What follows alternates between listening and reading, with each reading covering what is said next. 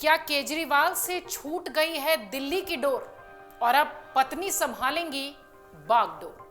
जी हां, ये बात हम इसलिए कह रहे हैं क्योंकि लगातार इस बात की चर्चा हो रही है कि अब जेल के भीतर से काम कर पाना बहुत आसान नहीं लगता, दिल्ली संभाल पाना बहुत आसान नहीं लगता। सुनीता का नाम इसलिए आ रहा है केजरीवाल की पत्नी के क्योंकि इंडिया गठबंधन की रैली में सुनीता ने साफ साफ संकेत दिया कि वो दिल्ली की कमान या यूं कहें कि आम आदमी पार्टी की कमान संभालने का दम भी रखती है।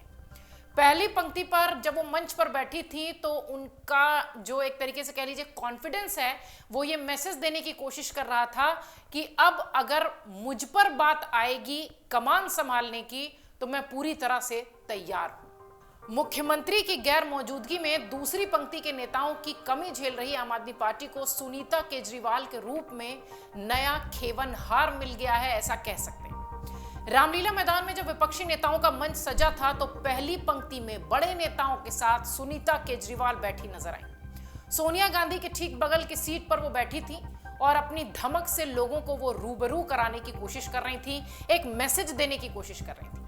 पहली बार इतने बड़े मंच पर सुनीता पहुंची थी सधे हुए नेताओं के साथ। राजनीति में एंट्री लेने की एक जो कह लीजिए कि दरवाजे की जो दस्तक थी वो उन्होंने दी है इस मंच के जरिए, ऐसा राजनीतिक विश्लेषक मान रहे हैं। राजनीतिक गलियारों में इस बात की भी चर्चा है कि केजरीवाल इस्तीफा दे भी दें तो आम आदमी पार्टी की कमान संभालने के लिए सुनीता दमखम रखती हैं। रैली में उनकी मौजूदगी के कई मायने हैं। माना यह भी गया कि पूर्व नौकरशाह रही सुनीता के नेतृत्व में आम आदमी पार्टी लोकसभा चुनाव में उतर सकती है। स्टार प्रचारक की भी जिम्मेदारी वो संभाल सकती हैं। इसके पहले भी वो मुख्यमंत्री की कुर्सी पर बैठकर उनके संदेश पढ़कर अपनी धमक दिखा चुकी हैं। आपको याद होगा 2 से 3 बार ऐसा हो चुका है जब वो खुद अरविंद केजरीवाल का संदेश पढ़कर सुनाती दिखाई पड़ी। ऐसे में अरविंद केजरीवाल की पत्नी सुनीता केजरीवाल के अलावा 2 नाम और हैं जो लगातार इस बात की चर्चा में हैं कि हो सकता हो दिल्ली की कमान इन्हें संभालने दी जाए। इसमें कैबिनेट मंत्री आतिशी और सौरभ भारद्वाज भी इस भूमिका में संभावित विकल्प के तौर पर देखे जा रहे हैं। आम आदमी पार्टी के सामने अब एक ऐसे नेता को चुनने की चुनौती है जो केजरीवाल की अनुपस्थिति में पार्टी और दिल्ली में उनकी सरकार की कमान संभाल सके। आपके नेतृत्व के लिए ऐसे नेता को चुनना वास्तव में एक कड़ी चुनौती है जिसका कद पार्टी के संयोजक अरविंद केजरीवाल के बराबर हो, इर्द गिर्द हो, आसपास हो। दिल्ली में शिक्षा, वित्त, पीडब्ल्यूडी और राजस्व और सेवाओं सहित सभी बड़े विभाग संभालने वाली आतिशी को अरविंद केजरीवाल का करीबी भी माना जाता है। वो आम आदमी पार्टी सरकार और केजरीवाल का बचाव करने वाली पार्टी की अग्रिम पंक्ति की प्रवक्ता भी हैं और नियमित रूप से प्रेस कॉन्फ्रेंस के जरिए अपनी उपस्थिति बीजेपी पर हमला करके दिखाती भी रहती हैं। इसलिए ये नाम भी चर्चा में है। अगर सुनीता केजरीवाल के बाद कोई दूसरा नाम दिखाई पड़ता है तो आतिशी दिखाई पड़ती है। तीसरा नाम जिसकी चर्चा खूब हो रही है वो है सौरभ भारद्वाज। सौरभ भारद्वाज भी दिल्ली कैबिनेट के एक प्रमुख सदस्य हैं। उनके पास स्वास्थ्य, शहरी विकास सहित कई महत्वपूर्ण विभाग हैं। वो भी पार्टी का एक जाना माना चेहरा है जो अक्सर पार्टी और उसके नेताओं का बीच बचाव करते हुए या यूं कहें कि विपक्षी जो हैं उनकी पार्टी के उस पर हमला साधते हुए दिखाई पड़ते हैं, हमला करते हुए नजर आते हैं। शासन संबंधी और राजनीतिक मुद्दों पर केंद्र की बीजेपी सरकार को जवाबी हमला करने में भी सौरभ भारद्वाज पीछे नहीं होते। हालांकि पिछले साल दिसंबर में आम आदमी पार्टी में मैं भी केजरीवाल नाम के एक हस्ताक्षर अभियान की जो शुरुआत हुई थी जिसमें लोगों से पूछा गया था कि उन्हें गिरफ्तार की होने की स्थिति में क्या दिल्ली के मुख्यमंत्री पद से इस्तीफा उन्हें देना चाहिए, जेल से सरकार चलानी चाहिए, तो इस पर जो एक मिलीजुली प्रतिक्रिया थी वो दिल्ली वालों की आई थी। खैर, सुनीता केजरीवाल, आतिशी और सौरभ भारद्वाज ये वो 3 नाम हैं जिनकी चर्चा खूब हो रही है कि ये दिल्ली की कमान संभाल सकते हैं। आम आदमी पार्टी को नेतृत्व करने के लिए केजरीवाल का विकल्प अभी ढूंढना बहुत इंपॉर्टेंट हो गया है, महत्वपूर्ण हो गया। पार्टी दिल्ली और पंजाब में सत्ता में है। इसके अलावा गुजरात और गोवा में भी इसके विधायक हैं। इस मामले में पार्टी के विकल्प काफी सीमित दिखाई पड़ते हैं। सुनीता केजरीवाल के अलावा एक और नाम खूब चर्चा में है, वो है आतिशी और उसके बाद पंजाब के मुख्यमंत्री भगवंत मान।